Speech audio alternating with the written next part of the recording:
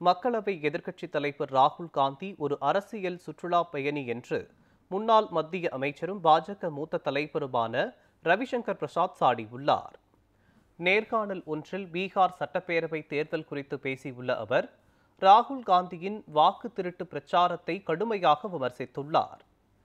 India கூட்டணியில் உள்ள தேஜஸ்வி யாதவ் வாக்கு திருட்டு என்று எந்த புகாரும் தெரிவிக்கவில்லை என்றும் ரவிசங்கர் பிரசாத் கூறியுள்ளார்.